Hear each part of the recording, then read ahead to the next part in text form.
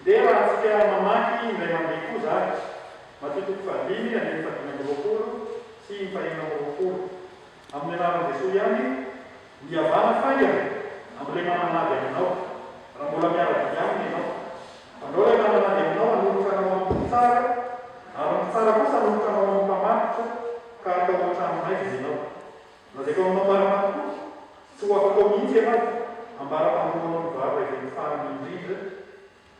Amen. Asa ianao raha fa izaho rehefa mamaky an'ity toro-teny Jesosy tao an-tendrombohitra ity matotoko fadimy hatrany amin'ny toko fafito dia ohatry hoe tsy ety an-tany zany fa tena any an-danitra mihitsy. Dia tena zany tokoa ilay satria ity toro-teny Jesosy tao an-tendrombohitra ity dia milaza sy mamelabezaka amintsika mitoetry ny fanjakan'ny lanitra, ny fiainan'ny olona ao amin'ny fanjakana lanitra dia hita mihitsy ny fihavana amin'ny fiainantsika sy ny fomba fisainantsika olombelona mahazatra dia milaza mihitsy zany fa zay te hiditra ny fanjakana lanitra dia tsy maintsy mandala ny fiovana aloha ary zany no tenenan'i Jesosy koa any amin'ny Jaona toko fahatelo any hoe tsy maintsy ateraky indray ny olona vao mahazo mahita ny fanjakan'Andriamanitra. Zany hoe tsy mitovy mihitsy amin'izay mety ho fomba fiainantsika mahazatra maha-olombelonantsika fotsiny ny fomba fiaina sy ny toetra ao amin'izany fanjakan'Andriamanitra ny ao amin'izany fanjakan'ny lanitra izany. Jesosy eo amin'ny matotoko fadimy manomboka amin'ny andimy faraka amby roapolo io dia manazava an'ilay didy izay efa nomena tamin'ny alalan'ny Mosesy ilay manao hoe aza mamono olona. Fa tsy mijanona fotsiny amin'izay dia izy fa hazavainy tsara ary hitarany tsara mba hazava tsara amin'ny olona izay teo amin'ny fanjakana lanitra ny fiainana izany didy hoe aza mamono olona izany. Eo amin'ny andimy faraka amby roapolo hatramin'ny fahaefatra amby roapolo eo dia ambarany fa tsy hoe mamono olona ny vatana eny akory ny mamono olona fa ny manao teny fanambaniana olona, ny manao teny mandrata olona dia efa famono olona zany. Andimy fadimy amby roapolo ny fahaenina amby roapolo izay nivakitsika teo tsy ampy fotsiny ny tsy mamono olona, tsy ampy fotsiny ny tsy manambany olona na ny mandrata olona na ny tsy mandrata olona fa tena ilaina mihitsy ihany koa ny fihavanana amin'ny olona, ny fihavanana amin'ny olona.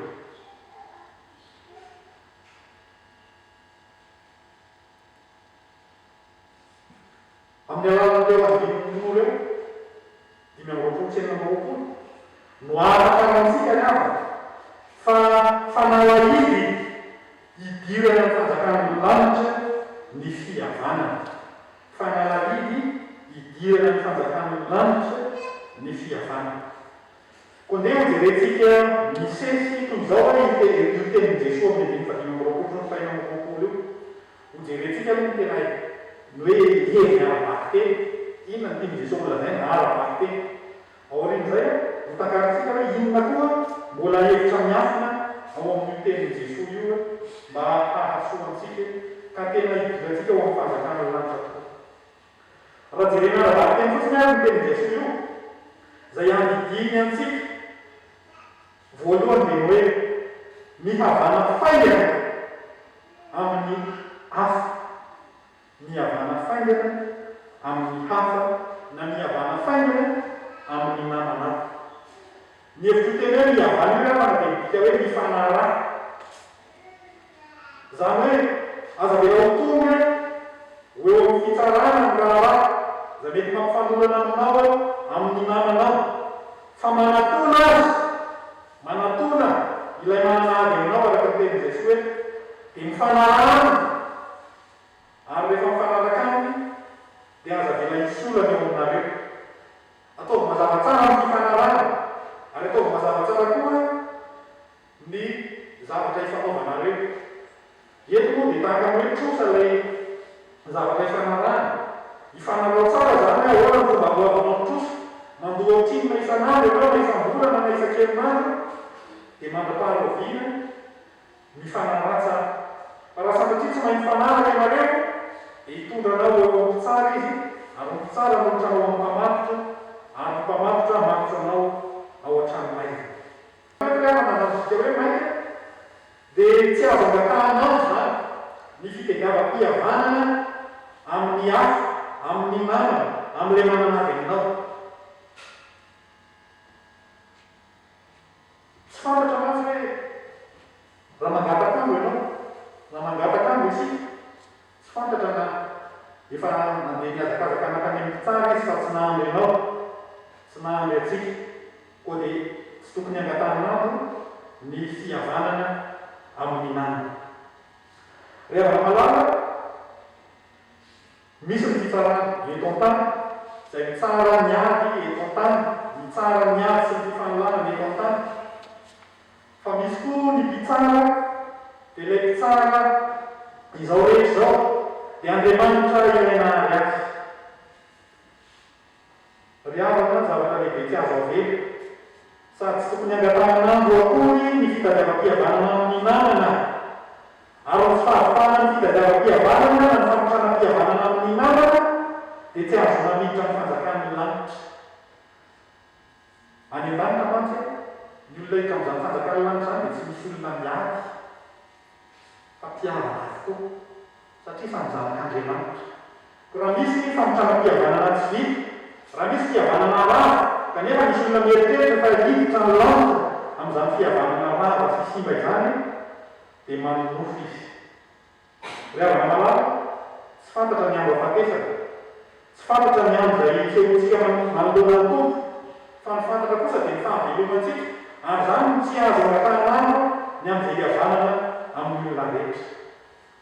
Zao no tenin'ny Paoly ao amin'ny Romanina 12:20 hoe raha azo atao dia atao izay hihavananareo amin'ny olona rehetra. Amin'ny olona rehetra. Indraindray nieritreretsika fa hoe raha misy olona anankiray manana olana amintsika dia tsy mampanino zany ny olona anankiray hoe miagampo mampanino azy fa mbola miambina ny rehetra rehetra hoe mbola miambina amiko avokoa. Ny tenin'Andriamanitra dia manidy antsika hiavana amin'ny olona rehetra. Fa izy Andriamanitra azy ataontsika hoe inona moa no iraharainy antsika? Tsy ny olonao izy fa izy Andriamanitra mihitsy tamin'ny alalan'i Jesosy Kristy izay tonga nofo no nidina nitady fihavanana tamin'ny olombelona rehetra, nitady ny olona rehetra mba hihavana aminy. Ary tsy vita hoe nitady fotsiny fa nanolotra ny tenany nanolotra ny eny mihitsy eo fatao amin'ny azy fijaliana mba hanam-pihavanana aminy ny olona rehetra. Misy teny koa amin'ny Jakoba 3:5 manao hoe aza mifampomonina raha fandraoko hoe nohina ianareo ino ny fitsara efa mitsangana eo anoloan'ny varavarana. Ny amin'ny fitsarana tsy fantatra zany mety ho afaka ray minitra dia fitsarana tsy fantatsika zany. Mamety ao an-tsehan'ny Tompoandriamanitra mpitsara atsika ry havana amin'ny tsy fihavanana, ny fifampomonina koa dia mihavana faingana amin'ny namantsika, mihavana faingana amin'ny hafa. Izany mahatonga ny kokoa ilaza ny Efesiana 4:5 hoe tezera fahazavanona ary efa tsy hotatry ny masoandro miletika ny fahatezerana. Anankiray mety mahatonga ny Paoly ilaza amin'izany dia hoe raha tsy mihavana amin'ilay manana dia mitsika mialohan'ny filetean'ny masoandro na mialohan'ny atomitsika raha sanatria no maty tampo ao anatin'ilay torimaso itsika dia ahoana mitondra ilay tsy fihavanana, mitondra ilay hatezerana manoloana ny fitsaran'Andriamanitra koa dia tsy ho afaka ao mihitsy isika araka ny tenin'Andriamanitra eto. Ry havana malala aza mangatakandro ny amin'izay hitadiavam-pihavanana sy amintana-pihavanana amin'ny olona rehetra, mety ao amin'ny vadinao, mety ao amin'ny zanakao, mety ao amin'ny ray takoa aminao, mety ao amin'ny ray fiangonana na mpiara-monina na amin'iza na amin'iza, aza mangatakandro mihavana amin'ny olona rehetra. Aza vela izy tsy ho voaloko ny trosanao na amin'iza na amin'iza, aza vela izy ady sy olana ilokanina ao aminao, ao an-tokantranonao, mihavana faingana, mifanatona faingana, mifanarana faingana. Fa ny zanak'Andriamanitra dia efa nampihavanan'Andriamanitra tamin'ny alalan'i Jesosy Kristy ilay maty eo amin'ny azo fijaliana ka mahay miavana isanandro sanandro. Eny mety misy miavy satria zany mahatonga dia soateny io manao hoe miavana faingana le mananady aminao, mety misy miavy ary tsy maintsy misy azy zany amin'ny fiainan'ny olona rehetra. Fa izao ny fihavanana, ny famitranam-pihavanana, ny fifanarahana aoka sy angatantsika andro zany. Fa fanalahidin'ny idirana ny fanjakan'Andriamanitra ny fihavanana. Zao anefa miavana na dia havana amin'olona rehetra azy atsika kanefa tsy miavana amin'ny Tompo, tsy miavana amin'Andriamanitra dia zava-poana zany. Ary zay le evidalina na ilay hevitra miafina ao ambadika tenin' Jesosy eo amin'ity Matthieu 5:25 sy ny 26 ity. Koa izay tena tiany Jesosy ambarako amin'ny alalan'ireo teny ireo dia hoe mihavana faingana amin'ny Tompo, mihavana faingana amin'ny Tompo. Ny olona rehetra miavana dia manana ady amin'ny Tompo. Ny teny Jesosy mantsy hoe mihavana faingana dia manana ady aminao. Manana ady amin'Andriamanitra isika, miady amin'Andriamanitra isika satria nanoto. Miady amin'Andriamanitra isika satria nandika ny lalàn'Andriamanitra. Miady amin'Andriamanitra isika satria miala afakataovana an'Andriamanitra. Eny miala amin'Andriamanitra mihitsy, nanalasa amin'Andriamanitra, manana ady amin'Andriamanitra isika. Ndao manana toko fahatelo dia milaza zany manao hoe fa samy efa nanoto izy rehetra, ny olombelona rehetra zany, ka tsy manana ny voninahitra avy amin'Andriamanitra. Zany hoe tsy manana fihavanana amin'Andriamanitra. Ny Isaia 5:22 dia milazalazava koa hoe fa mihefa reo hoefika mampisaraka anareo amin'Andriamanitra reo ary ny fahotanareo no mampiafina ny tavany aminareo ka dia tsy miaina izy. Ny olonantsika, ny helintsika, ny fahotantsika no mampisaraka atsika amin'Andriamanitra, no tsy hananantsika fihavanana amin'Andriamanitra. Ary zany no tsy maintsy hanatanterantsika ny teny Jesosy hoe mihavana faingana amin'ilay manana ady aminao. Tena maika miavana ary tsy azo angatanana ny fihavanana amin'ny Tompo. Ary io no tena voalohany mialoha ilay aravaky tena izay noresahana sy nolazainantsika tao amin'ny fizarana voalohany teo. Io koa tena tiany Jesosy tongavana amin'ny teniny eto mihavana faingana amin'ny Tomponao. Tsy ho afaka eo amin'ny fitsarana lanitra mihitsy isika raha tsy vita fihavanana amin'Andriamanitra. Dia izay no tenin' Jesosy eo amin'ny 5:20 hoe tsy ho afaka eo an-tranonay zinao mihitsy ianao ambara-pandohanao ny vava ivety farany indrindra. Le tranomaizina ambaran'i Jesosy dia tsy ny tranomaizina eny an-tanimorana ny tsy afara ihany aloha, fa le tranomaizina ambaran'i Jesosy dia ny hero ary tsy ho afaka mihitsy ny olona raha tsy vita fihavanana amin'Andriamanitra izy. Isika riavaka dia tsy afaka nandolo-trosantsika, fa Jesosy Kristy no nandolo-trosantsika tamin'ny vava ivety farany indrindra, tamin'ny nandolany tena sy nandatsahany rano teo amin'ny hazofijaliana. Ny fanekentsika ny Jesosy Kristy ihany, ny fanekentsika ny solom-panavotana nataon'i Jesosy Kristy ho antsika ihany no mahatatrosantsika eo an-tren'Andriamanitra. Ny fanekentsika ny Jesosy Kristy ho tompo mpamonjy ary no hananantsika fihavanana amin'Andriamanitra. Ny hoe zany hoe ny fanekenan'i Jesosy Kristy no lalana azoantsika fihavanana amin'Andriamanitra ary no hoe mihavana amin'Andriamanitra araka ny fanazavana teo amin'ny fizarana voalohany dia hoe mifanaraka amin'Andriamanitra. Zao anefa ny fifanarahana amin'Andriamanitra dia izao ihany. Miaiky ny fahotantsika isika dia mamela ny helintsika izy.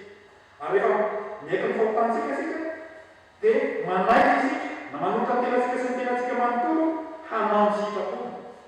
Zany ny fifanarahana azo atao amin'Andriamanitra.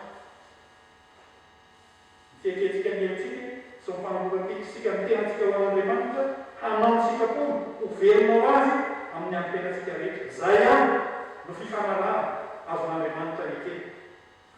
Dia mety misy olona ekeny manao hoe mampiantoka izy hifanaraka amin'Andriamanitra satria ny sitrapon'Andriamanitra zany no mekeny atao amin'ny sisa rehetra. Tsy ihany ny sitrapontsika dia ratsy, ny sitrapontsika sy ny faniriantsika dia tsy mahataka-davitra ho amin'izay mahafinaritra sy ho amin'ny rendrarendra amin'ny fotoana fohy ihany. Fa ny sitrapon'Andriamanitra kosa no mihevitra sy mikeny fihavanana. Ny sitrapon'Andriamanitra kosa no mikeny sy tonga ho amin'ny fiainana mandrakizay. Any tena manana fihavanana omenantsika. Koa dia tsy mampiantoka vetivety raha manaiky hifanaraka amin'Andriamanitra hanatanteraka ny sitrapony isika. Ny olona mandeha amin'ny sitrapony fotsiny miavaka amin'ny sitrapony tena na olombelona azy fotsiny, fa tsy miraharaha ny Tompo izay efa tonga ny tady fihavanana taminy, tamin'ny dinany teto tany tsy andodona ny ambaravarana fotsika dia olona tsy te hiavana amin'Andriamanitra. Ary ny olona tsy te hiavana amin'Andriamanitra dia ny fitsarana sy ny fanamelohana ny helo no miamby azy. Ravana malao toa hoy ny ambaran'ny soratra masina ao amin'ny Korintiana faharoa toko fahadimy ny andiny faharoapolo sy ny fahatraika amby roapolo. Korintiana faharoa toko fahadimy ny andiny faharoapolo sy ny fahatraika amby roapolo. Amin'ny anaran'i Jesosy koa dia iraka solon'i Kristy izahay toa an'Andriamanitra mampangataka anay aminareo. Solon'i Kristy izahay fa mangataka indrindra aminareo hoe mihavana amin'Andriamanitra ane ianareo. Izay tsy nahalala ota dia efa nataony ota amonjy atsika mba ho tonga fahamarinan'Andriamanitra ao aminy kosa isika. Mihavana amin'Andriamanitra ane ianareo. Mihavana amin'Andriamanitra ane ianareo. Nisy mpianatra anankiray nomena etomody ny mpianatra rehetra dia tonga ny fotoana izavana ny etomody atao am-pianarana tsy nahavita izy. Naseho ny mpampianatra ny kaheny tsy misy nainona na inona. Namindra foa tamy mpampianatra dia niteny taminy hoe androany koa ianao mahazo mianatra eo ihany fa amin'ny fotoana manaraka amin'ny fiomantsika manaraka dia tsy maintsy entinao ny etomody zay vao mahazo miditra mianatra ianao. Tonga ny fotoana manaraka eo amin'ilay mpampianatra tsy mbola vita ny any ilay etomody dia natahotra izy niobedin'ny mpampianatra dia tsy nanatrika ilay fampianarana izy. Lasa izy mingitrika araka ny fitenitsika moa zany. Lasa izy mingitrika. Dia tonga ny fotoana ianarana manaraka mbola tsy vita ny any ilay etomody dia tsy sananatrika amin'ilay fampianarana mihitsy izy. Zany hoe nandositra ilay mpampianatra mihitsy izy dia nandositra foana satria tsy natao mihitsy ilay etomody. Misy fetrany nefa ny zavatra rehetra fa rehefa tonga ny fotoam-panadinana zany dia tsy afaka miatrika ny fanadinana koa izy. Ary rehefa tsy afaka miatrika ny fanadinana tamin'ilay mpampianatra izy dia tsy manana noty koa zany amin'ilay taranja-pianaran'ilay mpampianatra. Inona ny valiny? Tsy afaka misondrotra kilasy izy satria tsy feno ny fanadinana nataony ary tsy feno ny naotiny. Misy ny olona izay mandositra mandrakariva an'Andriamanitra tsy mety hiavana amin'Andriamanitra noho ny tahotra an'Andriamanitra na noho ny finiavana mihitsy.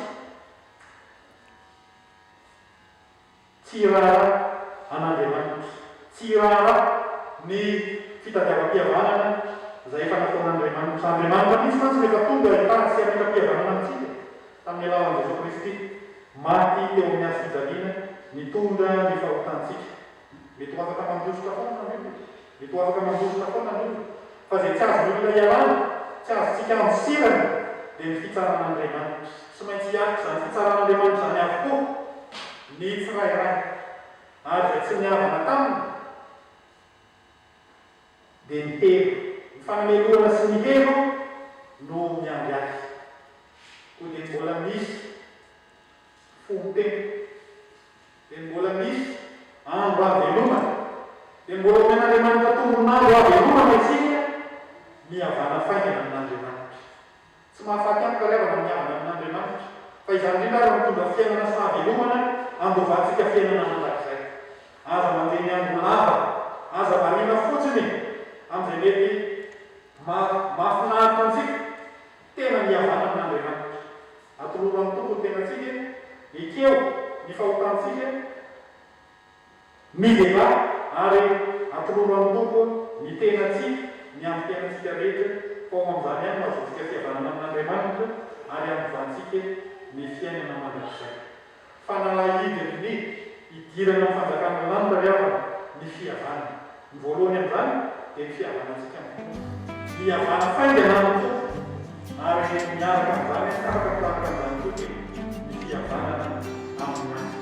Mihavana mihavana ny hafa dia olo ny fanjakan'Andriamanitra ianao. Ho an'Andriamanitra azonasa miteraka kosa ny fihavanana. Sulalandava Anji Faiza Ekane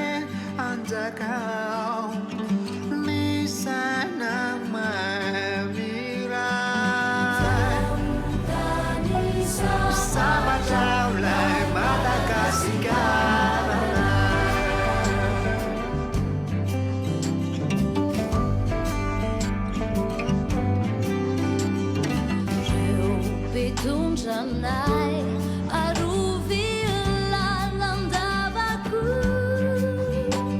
tulurisay na endre kinga simay kalimarinyan nuanzaka otuku Saudade samba Sambate Madagascar